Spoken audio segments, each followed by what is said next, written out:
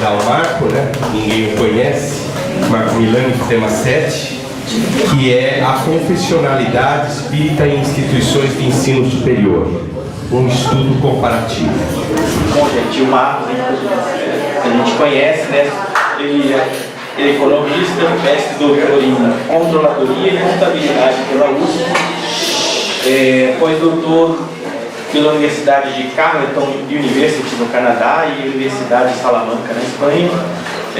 Atualmente professor da Universidade Presbiteriana Mackenzie e no futuro breve da Universidade Estadual de Campinas. Bom, pessoal, bom dia, né? Bom dia a todos. Na verdade, a nossa proposta é sobre um projeto de pesquisa, então ele não é um trabalho que já tem os seus resultados devidamente apresentados, mas nós vamos apresentar aqui justamente o caminho, a trajetória desse projeto, porque ele traz elementos relevantes para a discussão sobre a ótica científica e uma abordagem também diferente sobre a temática que é a confessionalidade. Precisa colocar em modo exibição isso. Muito bem. Então o tema, né, a confessionalidade espírita em instituições de ensino superior. Eu estou comparando aqui as duas únicas instituições de ensino superior que nós temos no Brasil devidamente registradas. Esse tema ele é decorrente de um projeto maior, onde eu estou desenvolvendo e que tem como título a confessionalidade como dimensão estratégica na gestão de instituições do ensino superior. O que significa isso? Que as instituições, as universidades ou centros universitários, que efetivamente tenham como mantenedores instituições espíritas, eles supostamente deveriam expressar os valores dos seus mantenedores. E isso daí faz parte de um projeto que envolve não somente a confessionalidade espírita, mas também todas elas que nós temos no Brasil. Das 108 instituições que foram já devidamente registradas, metade são instituições católicas, são as PUCs, as universidades católicas. A outra metade, elas se dividem basicamente em instituições evangélicas, ou presbiterianas, batistas, metodistas. É um grupo que do projeto maior, que tem 8 pesquisadores.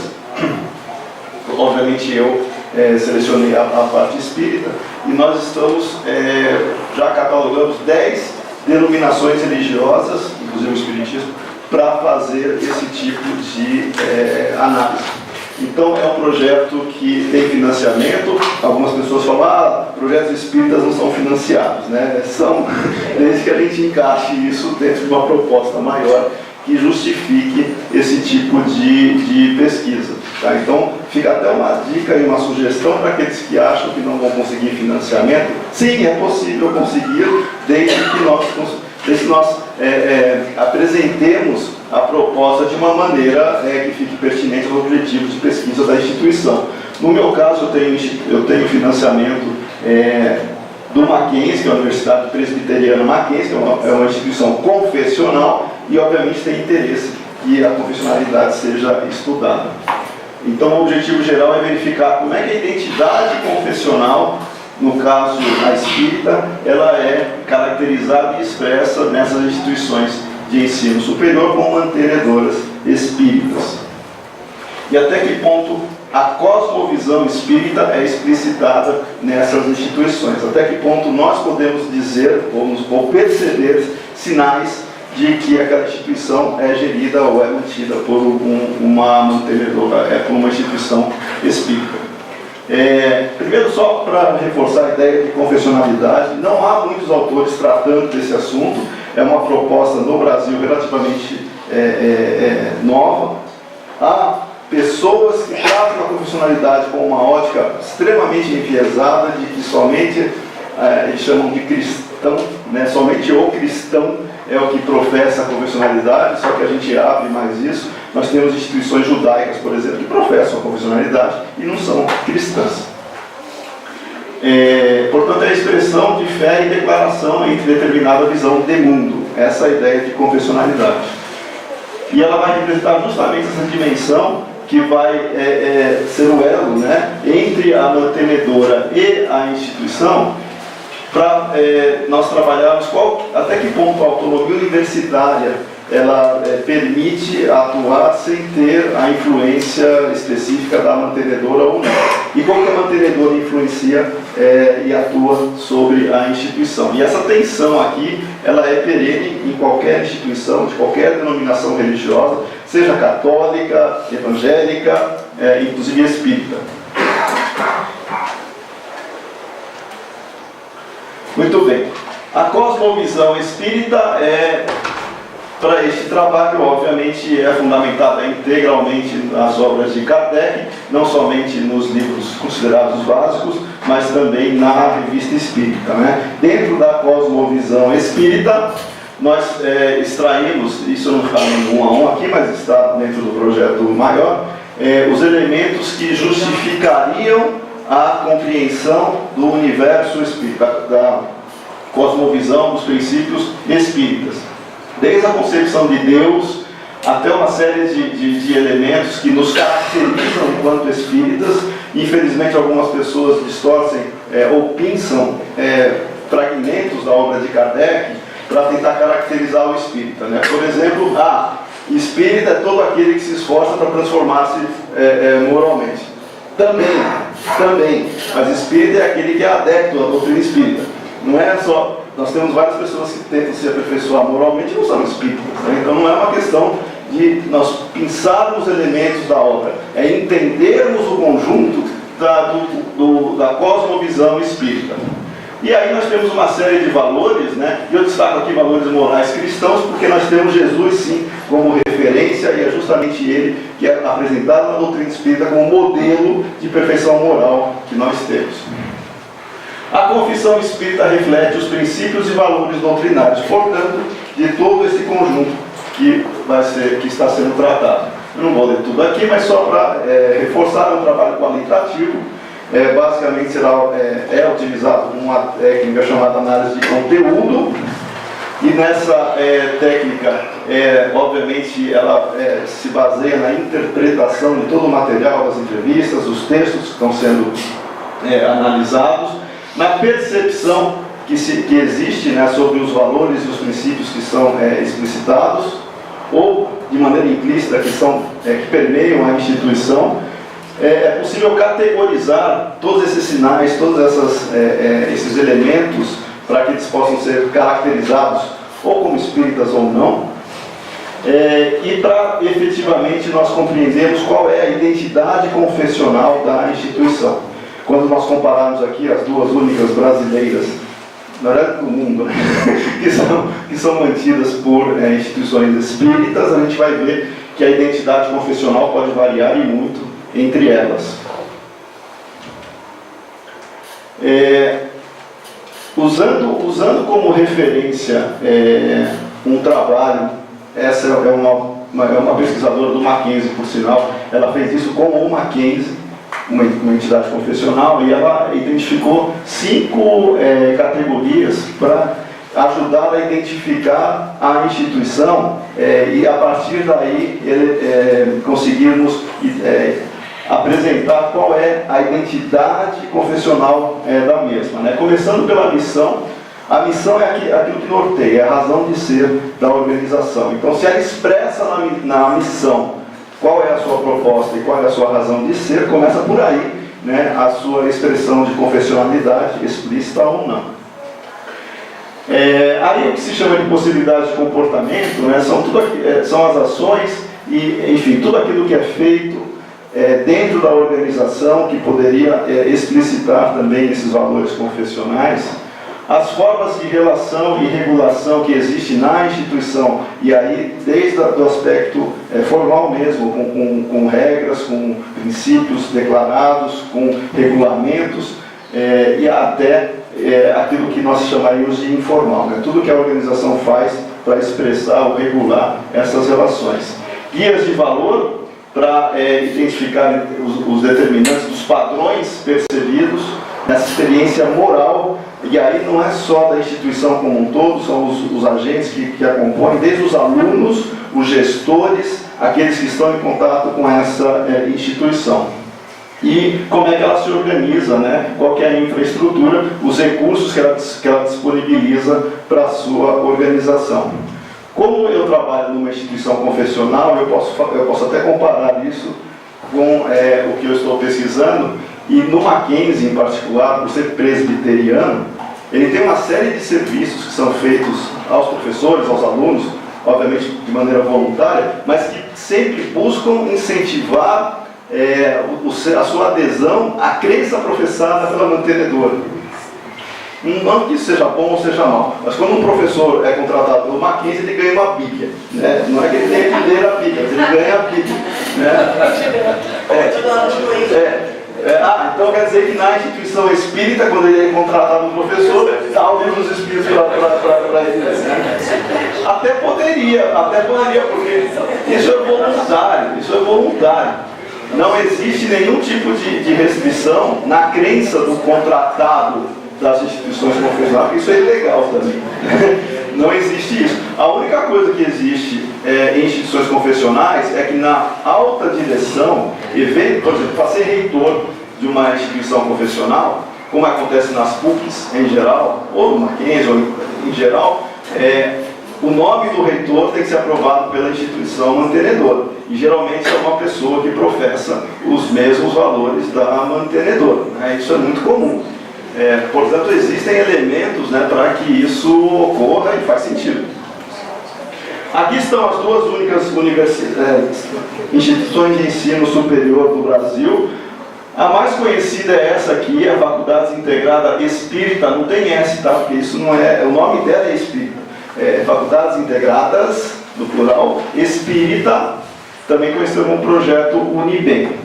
Ela fica lá no sul, no Paraná, em Curitiba, e tem a Univem, que ninguém conhecia, eu acho, que ela fica em Marília. Ela fica em Marília e é mantida por uma instituição também espírita, e isso é reconhecido inclusive pelo MEC, né, qual é a orientação da mantenedora.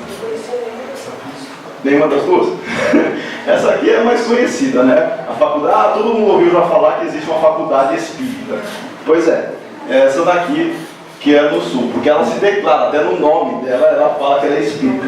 Essa daqui, dificilmente a gente vai descobrir que ela é espírita enquanto mantenedora. Muito bem. As faculdades integradas espíritas, também conhecidas como FIES, ela coloca dentro da sua missão já a sua orientação e a sua confessionalidade. Ela expressa isso de maneira integral quando ela fala que a proposta dela é desenvolver e difundir, né, o conhecimento científico, tá, e os princípios espiritualistas aqui de maneira geral, mas aí ela fala de maneira mais específica aqui, priorizando os conceitos fundamentais da filosofia educacional espírita. Ela coloca na missão dela, que a mantenedora, obviamente está influenciando, né, qual a orientação. Já a Univem, que é a Universidade Eurípides de Marília, o nome inteiro é Universidade Eurípides de Marília, ela tem como proposta, ela não fala nada especificamente sobre a sua filosofia espiritualista, mas ela diz que atua buscando uma formação humanista, principalmente dentro dos seus valores dos seus alunos. Não que isso não possa esbarrar ou tangenciar os valores espíritas, obviamente, mas aqui não tem nada explícito na missão dela, né, que ela se refere, ou que ela tem vínculo com uma instituição espírita, ou com uma proposta espírita. Aí na visão da FIES, a Univem não tem visão, ela não declara visão. A FIES declara, e na visão dela, ela coloca que a educação, né, como proposta, ela objetiva de, dentre outras coisas, expressar em nível de excelência os valores éticos e espirituais que o inspirarão, no caso do aluno, diante da vida e do mundo. Ou seja, na visão dela, ela já coloca que na formação do aluno, ela quer que ele tenha esses valores espirituais. A Univem não tem nada em termos de declaração de visão. Aqui, com relação aos princípios, a FIES declara abertamente que ela os princípios filosóficos que norteiam a instituição, as práticas acadêmicas, ou seja, aqui sempre lembrando da questão da autonomia universitária com a confessionalidade. São consoantes aos princípios da mantenedora. Ela fala assim, nós seguimos o que a mantenedora adota como princípio, que é o Instituto de Cultura Espírita do Paraná. Ela declara isso, que conduzem a aplicar a filosofia espiritualista, aqui de uma maneira mais ampla. E depois ela coloca mais para baixo, princípios e valores elevados em face da doutrina que adota e postula como fundamentos a cosmovisão cristã espírita. Essa é a declaração da faculdade lá do Paraná, que é as faculdades integradas espíritas. E a Univem, ela também não declara quais são os seus princípios.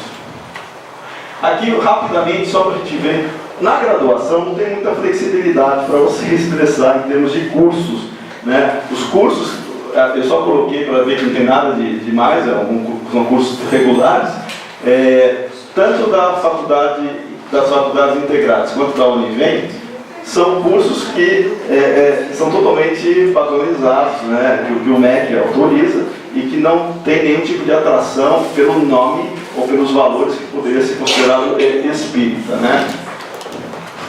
Entretanto, quando a gente começa a perceber os cursos de lato sensu, e é justamente no lato sensu, né, que se começa a descrever ou que tem mais liberdade, né, para apresentar a sua profissionalidade, aí nós começamos a ver um outro problema, que não é só a questão da declaração na missão. Será que os cursos efetivamente refletem a cosmovisão espírita? Aí fica a dúvida, né? Porque quando a gente começa a ver, tem curso de Reiki, ótimo, só que Reiki não é espiritismo, mas está ligado ao espiritualismo, então não esteja fugindo da proposta espiritualista, mas pelos cursos em si, vamos ver se a gente identifica alguma coisa mais espírita em particular. Psicologia anomalística, já deve estar aí? Eu não sei o que é isso, tá? Eu também não sei o que é isso aqui. São os chamados fenômenos anômalos, que geralmente não são pesquisados pela psicologia. Então o pessoal tenta aproximar um campo de estudo que era estudado para psicólogos, a psicologia já anomalística. Aí faz sentido, porque tem influência do grupo de estudos da Universidade de São Paulo hoje, que era da PUC de São Paulo. Tá, da PUC, da Católica, né? Muito bem. Mas hoje está de São Paulo. Está na USP agora. Tá na USP. Então, eles têm um curso lá de psicologia anomalística e pesquisa com aportes da neurociência cognitiva. Nossa. Tá? Um nome interessante, né? Curso é para frente São coisas diferentes. Agrupado. É difícil ter uma boa formação em neurociência cognitiva. Você faz uma especialização em 3 coisas diferentes. Pois é. Mas o nome é pomposo, né? Aí tem acupuntura também, docência em yoga, ou yoga como preferem alguns, educação em valores humanos. Esses aqui são alguns cursos, tá? Tem outros também, mas eu não coloquei por causa do espaço aqui. Estudos da consciência com ênfase em parapsicologia, neuroteologia, naturoterapia, e tem culinária, curso de massas artesanais também. Esse não é desmerecendo. Nós temos outros cursos de lato sensu também, né?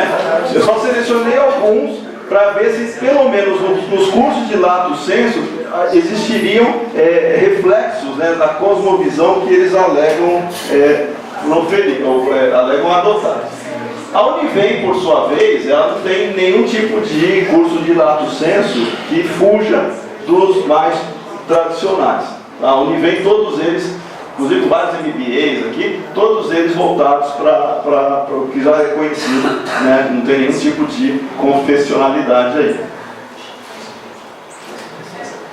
Aí o que eu fiz? Eu fui ver se na Univem, pelo menos, né, se eles têm um curso de mestrado, a FIS não tem, né, estrito sensu. A Univem tem estrito sensu, tem mestrado somente em Direito. Aí eu fui ver se nas dissertações defendidas, se tinha alguma coisa interessante, né, que pudesse destacar lá. Aí eu olhei aqui, de 89 dissertações, aí eu identifiquei uma que foi defendida recentemente, pela Michele Ribeiro Melo, onde ela trata da psicografia como prova judicial. Foi a única coisa que eu achei na Univem, né, da produção dela, que tivesse algum vínculo assim, mais específico com a temática espírita, dentro da Univem. E na FIS não tem absolutamente nada, né? Nessa proposta que nós estamos tendo, veja, é um projeto que na verdade ele está em andamento, né? Então ele deixa de ser projeto, ele está em andamento. Já analisamos, eu em particular estou analisando outros aspectos. A missão em si dela era aquela que nós já tratamos. Nós, desse projeto maior, das outras instituições, todas serão comparadas, inclusive as espíritas, né? Ou seja, nós vamos formar um banco de dados justamente para promover uma comparação entre as confessionais, seja católica, presbiteriana, batista, metodista, espírita e todas as outras. Nesse processo, no cronograma, nós estamos ainda no segundo trimestre. Aqui não é no calendário, tá? Aqui é início da pesquisa, a gente está no segundo trimestre. Estamos na coleta de dados do todo, né? E eu coletando agora os dados da mantenedora. Eu liguei lá para as mantenedoras, já está acabando, eu vou finalizar. Eu liguei para a mantenedora, para as duas, para verificar qual é o grau de relação que elas possuíam também, até que ponto elas poderiam sugerir participação, atuação nas instituições. A do Sul, a do Paraná, né, ela é muito receptiva, né, e ela se coloca à disposição, inclusive ela considera que esses cursos de lato senso expressam muito da espiritualidade, da confessionalidade espírita, né? Eu não questionei nada porque eu vou visitá-los ainda. Você quer fazer entrevistas? Não, faltou a corretria, eu acho. Não dá ideia, né? Se nós tivermos não é desmerecendo também, não é isso. É só uma. Quanto mais nós tivermos elementos que são interessantes, têm a sua validade, mas não quer dizer que eles expressem a cultura espírita. É só esse o cuidado. Aí no conceito que nós temos da Univem, eu liguei para a Univem, é aqui em São Paulo, é em Marília, né? Marília não é tão longe assim. Gostaria de visitá-los, né? Pois não, pode vir. Então tá. Aí eu tentei algumas vezes agendar para eu visitar lá em Marília, mas eles nunca podem, né? Então, eu estou... acho que vou chegar de surpresa lá. Eu vou me matricular, né? De qualquer forma, como o projeto está em andamento, quais são as contribuições esperadas? Que se tenha efetivamente uma maneira de identificar até que ponto as organizações ditas mantenedoras influenciam as suas instituições. Por exemplo, várias pessoas já pensaram vou abrir alguma coisa espírita. Tá, vai abrir espírita, mas como é que você vai expressar a confessionalidade espírita onde você pretende abrir, né?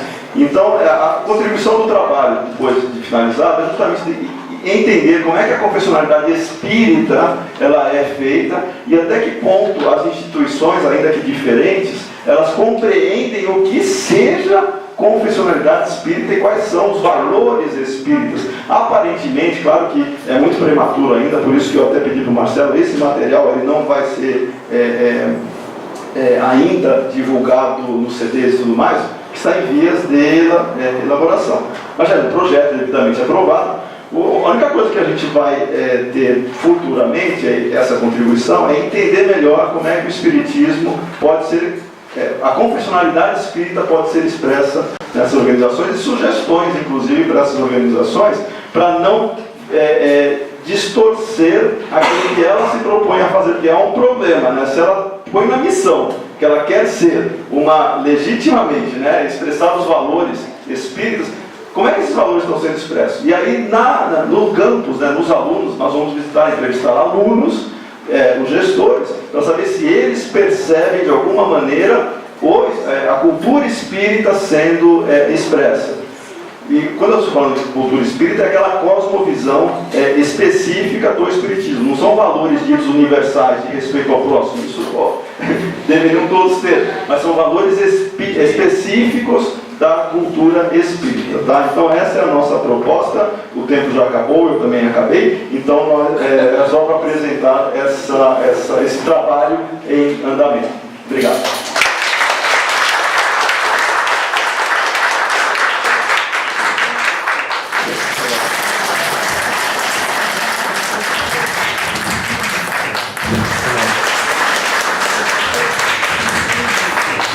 Então nós vamos abrir só para uma pergunta, né? Só uma brincadeira, como o Alexandre é físico, eu sou engenheiro, então ele estava se comunicando comigo, menos 1 minuto, menos 2 minutos, menos 3 minutos. O Marco não estava acompanhando, mas estava vendo uma comunicação aqui científica, né? Então, alguém gostaria de fazer uma questão? Faça favor. Pelo seu trabalho, mais um bom trabalho. Você que é admirador do Herculano Pires, já deve ter lido algumas obras dele que ele defende a ideia de uma universidade espírita, isso na década de 70 e 80. E aí eu queria saber de você, assim, o Herculano Pires hoje, o que você acha que ele veria? Quais seriam as críticas dele, as considerações em relação à ideia de uma universidade espírita hoje, considerando o que já existe feito? Olha só, o Herculano Pires, inclusive conversando com a filha dele, a Heloísa Pires, foi um grande incentivador e um grande defensor da divulgação da cultura espírita, inclusive formalmente por institutos de educação ou por... Eu tenho a minha impressão, obviamente um juízo de valor, me parece que ele seria um grande incentivador ainda das organizações que divulgassem a cultura espírita, formal ou informalmente, mas que tivesse algo direcionado à confessionalidade espírita. Me parece que se ele visse algumas coisas aqui, ele ficaria meio preocupado. Ele ficaria meio preocupado com alguns rumos, né, que isso poderia tomar. Mas a sua pergunta é extremamente feliz, porque nós podemos sim divulgar a cultura espírita e ajudar a confessionalidade espírita, desde que nós tenhamos solidez e coerência nos argumentos que nós professamos. É possível professar a cultura espírita? É possível. De que maneira? Seguindo a lógica e a coerência natural que a doutrina nos incentiva. O problema é quando você mistura ou quer fazer uma coisa mais holística, e aí você descaracteriza a proposta inicial e passa a ser espiritualista de uma maneira geral. E aí, sendo espiritualista, você não pode ser considerado espírita pura e simplesmente. Você é espiritualista. Que não é ruim, mas também você perde o foco da sua atuação. Ok, então agradecemos ao Marco. Mais uma? Dizer que é muito importante essa mensagem da Kátia, porque no começo do século, sempre que em geral, toda a filosofia quer se fazer o mais objetivo possível para que seja mais cientificamente possível, para que se consiga dizer a verdade total. Mas Russell, pela lógica, pela matemática mesmo, dos grandes lógicos, matemáticos, filósofos, descobriram que não é possível, que a verdade, na verdade, tem que ser dita de uma forma mítica, muitas vezes, para se ter essa mistura de fé, de emoção e razão, né? Então é super importante, ainda que seja alguma coisa aliada à mitologia antiga, à ilusão, a possibilidade de ver a verdade.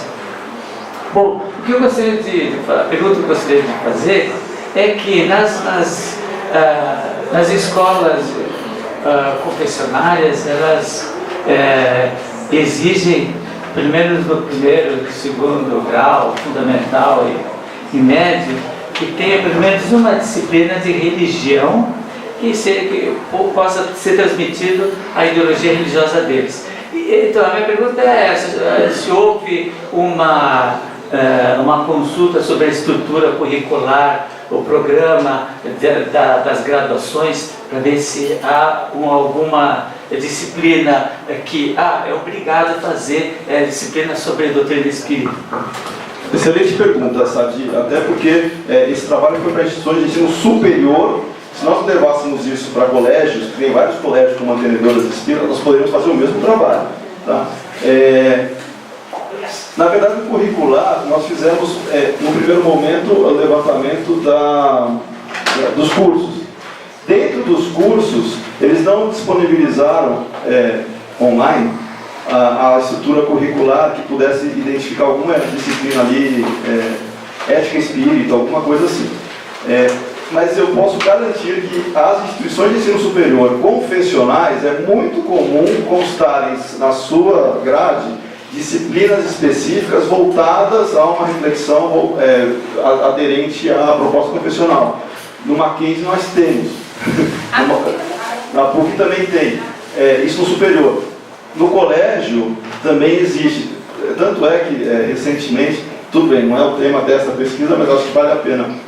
Recentemente, no Mackenzie, houve um problema sério, porque lá uma das disciplinas é religião, mas é opcional, para os pais, se eles autorizam ou não. O problema é que na religião você pode desenvolver temas pertinentes à sua confessionalidade, só que você não pode extrapolar isso para algumas outras linhas, né? E, infelizmente, houve um problema de ensinar em criacionismo na aula de ciências. Aí o que aconteceu, né? Ciências, você não pode, você tem que ver todas, tem que trabalhar isso de uma maneira equilibrada, né? E não colocar o criacionismo, pura e simplesmente, como se fosse um elemento aceito cientificamente. Isso pode ser trabalhado na aula de religião. Esse tipo de situação é perfeitamente natural dentro de uma instituição confessional e eu, particularmente, sou favorável das instituições confessionais divulguem a sua confissão ou professem aquilo que expressam. Quem se matricula ou quem adentra em uma instituição confessional sabe que é uma instituição confessional. É que nem entrar no centro espírita. Olha, não pode falar isso porque está chegando agora, a primeira vez, vai assustar a pessoa. Ora, ele não sabe que está entrando no centro espírita, não pode falar de reencarnação para ele, não pode falar de vidas em outros planetas, não pode falar de perispírito. Claro que pode. O que a gente não pode ter é incoerência dentro dessa relação autonomia universitária e confessionalidade, que é uma das propostas desse projeto maior, é essa tensão existente, até que ponto a mantenedora influencia o âmbito acadêmico. Tá? Mas boa pergunta. Vamos agradecer.